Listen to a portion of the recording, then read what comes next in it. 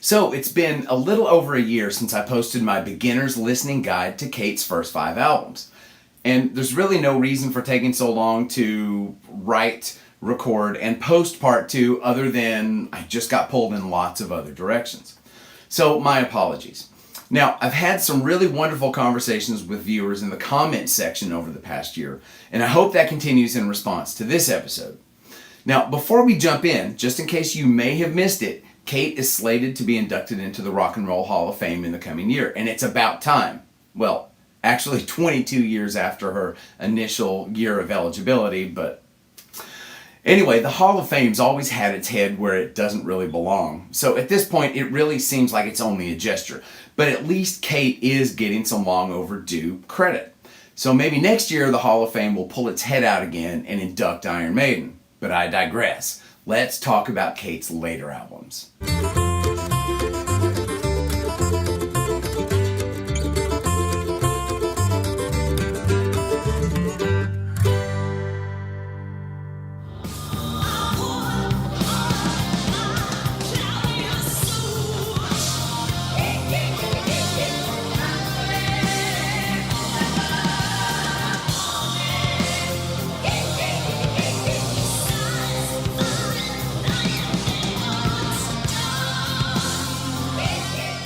So the Sensual World came out during my sophomore year of music school. I was studying classical guitar, playing in the jazz band. I had just discovered Charlie Parker, and I had also just started Theory 3, chromatic harmony. So naturally, my ears were open for challenging, interesting music. Now, I noticed the Sensual World on the shelf at Sam Goody's, and I bought it instantly. I popped it into the car's cassette deck and was greeted by The Sensual World, a song built from a portion of Molly's monologue from James Joyce's novel Ulysses. The song's soundscape features the bells of Dublin, uilleann pipes, and Kate's breathy, sensuous, anaphoric repetition of the word yes. In fact, Kate's version is so strikingly similar to the text of Molly's monologue that I use it in my humanities classes to illustrate stream of consciousness literature and the use of anaphora as a figure of speech.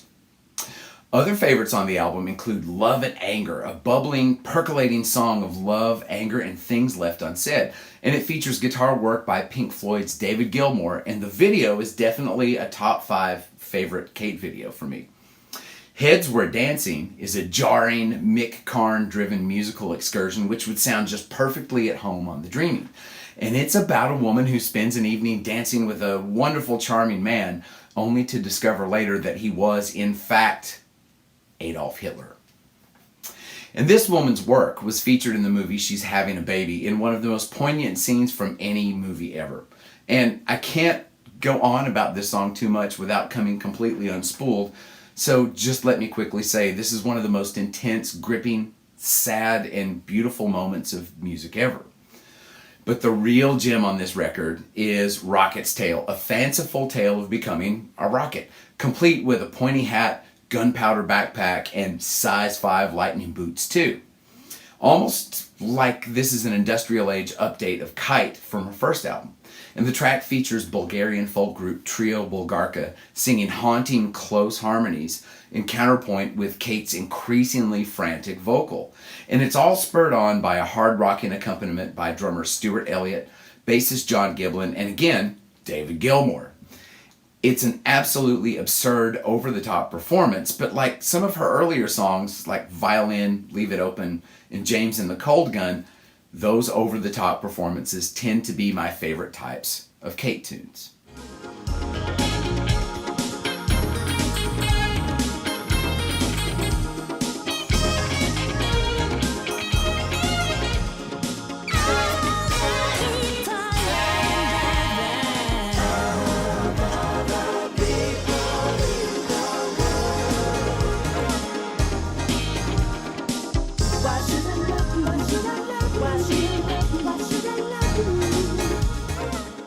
So in the first Kate video, I told the story of how I discovered this album, so I'll just jump straight into my commentary.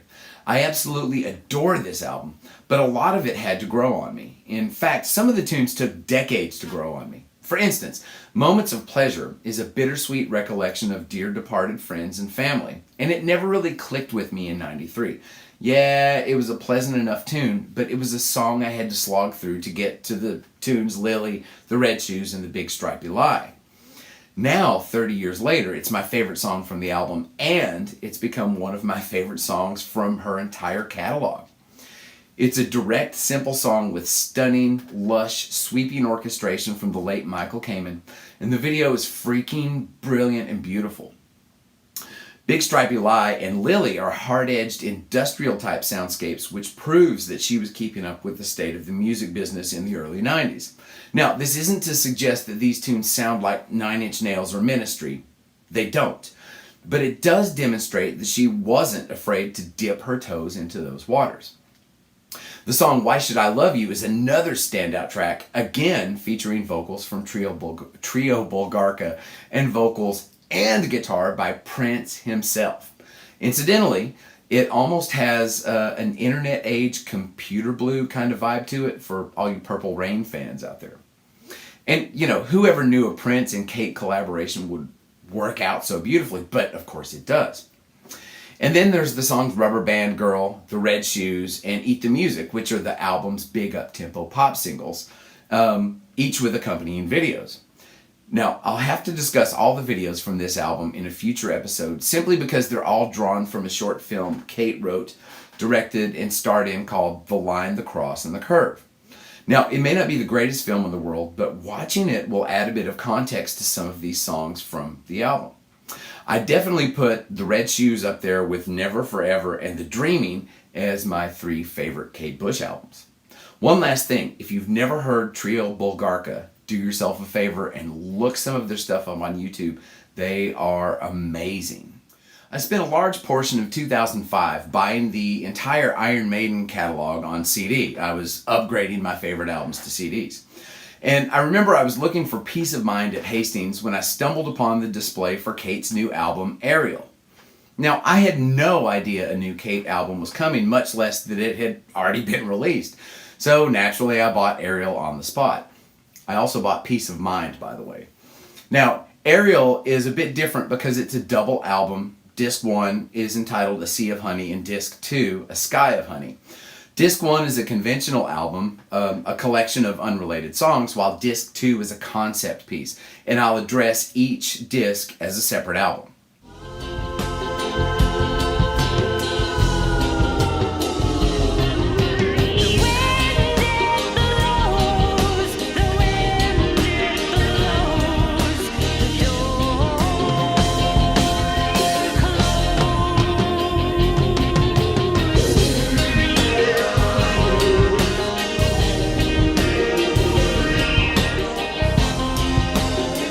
So, A Sea of Honey.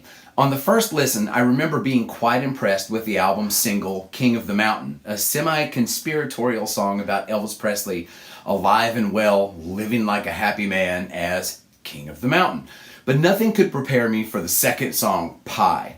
It's a song of obsession about a man who feels compelled to calculate the transcendental number pi.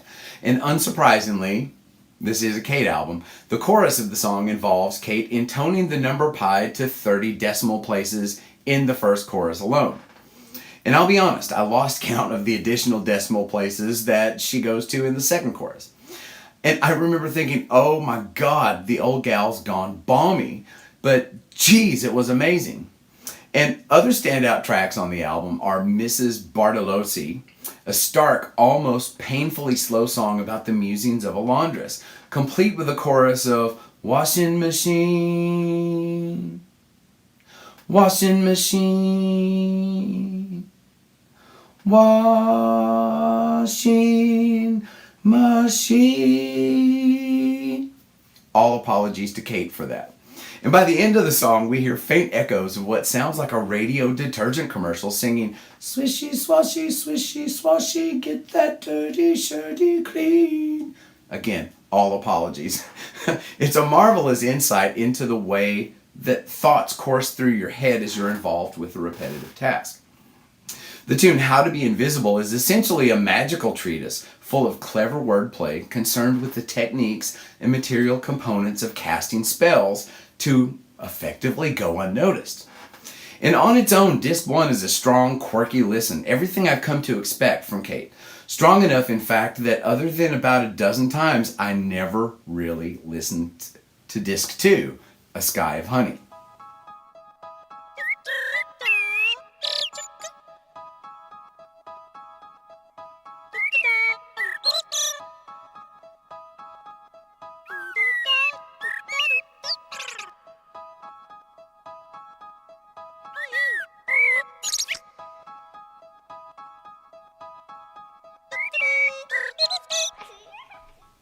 A Sky of Honey. I'll be honest, I've probably listened to this one the least of all Kate's records. I don't dislike it. It just never grabbed me by the collar and throttled me. And I think part of my resistance to this disc is simply the lack of quirkiness and, let's just be honest, the weirdness that I expect from a Kate Bush record. In fact, with a couple of exceptions, A Sky of Honey seems to be more sentimental than quirky. Not that that's bad, just it's not what I expected. However, as I was writing this episode, I listened to the album several more times and found a few wedge tunes that began to open the disc up for me. Now, if I understand correctly, A Sky of Honey is an account of a day in the countryside, hiking, painting, birdwatching, picnicking, and skinny dipping, but especially birdwatching, as birds and bird calls are a central theme of the piece. And the whole thing begins with a statement, "Mommy, Daddy, the day is full of birds. Sounds like they're saying words." And this pretty much sets the tone for the entire narrative. The birds saying words idea comes back in spades a little later, so be ready for that. And standout tunes include the flamenco meets samba of Sunset, and Somewhere in Between, a song about liminal states, which uses sunset and myoclonic sleep to illustrate states of in-betweenness. In fact, this sense of in-betweenness seems to be a secondary underlying theme to the entire album. My very favorite song on the disc is Ariel, and I hope I'm pronouncing that correctly. And it features Kate duetting with birds. And her ability to mimic bird calls with her voice is uncanny. And every time I hear it, I can't help it, but it makes me laugh out loud. Now, I'm not really sure, but by the end of the disc, Kate turns into a bird. Correct? If nothing else, she expresses the desire to become a bird by repeatedly singing "Got to Get Up on the Roof." So, here's my question. Is Ariel part 3 of a Dream of Flying arc, which spans Kite, Rocket's Tail, and now the entire disc-long A Sky of Honey? Well, I'm not really sure, but it should give me something to mull over for a bit.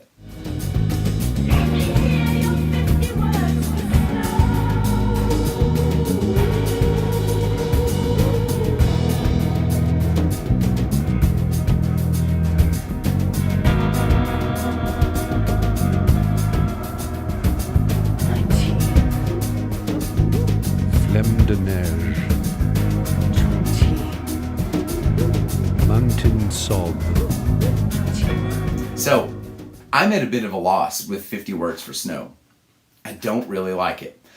And I'm so sorry, Kate, but it doesn't really work for me. I've tried and tried, but so many of the songs are so slow, which in and of itself isn't bad at all. But some of those same songs also average about 10 minutes or more. And at those tempos, for that long of a stretch, I lose all sense of context after a bit, and I just hear things as unconnected oral events. Now, before anyone gets upset, I'm not dogging on Kate. I would never do that.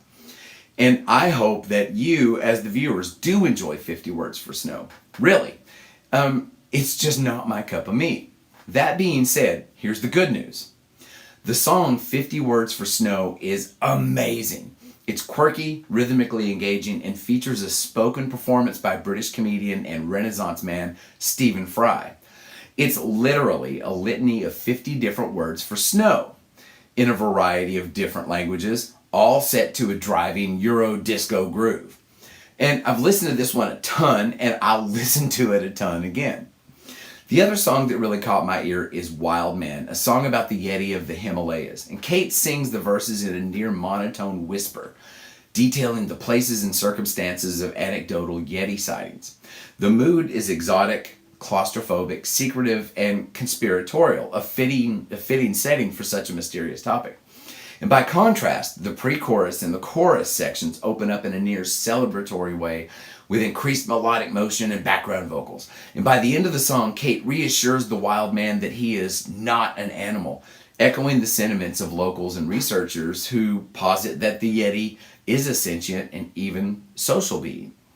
Snowed In at Wheeler Street, a duet with Elton John, isn't bad. There's lots of mood and fire, but it falls a little short for me. Again, not a terrible album, just not my cup of tea. Now, I have one more Kate Bush episode planned, and I'll try not to take a year to get to it this time. And in that episode, I'll discuss the other stuff, her live albums, the Hammersmith performance, select singles and cover tunes, and her film The Line, the Cross, and the Curve. Please like, share, and subscribe if you're enjoying the channel's content. Hit the notification bell so you'll always know when a new episode drops. And feel free to leave comments or any suggestions for any topics you might like to see in some future videos. Also, check out my other channel, Live from the Stairwell, and check out some 100% live unplugged performances from, you guessed it, my back stairwell. Also, keep your eyes open for String 'em Up Shorts, where I address various good guitaring ideas in under a minute. My name's Dave Holland, and thanks for watching String 'em Up. Have fun, stay safe, and I'll see you next time.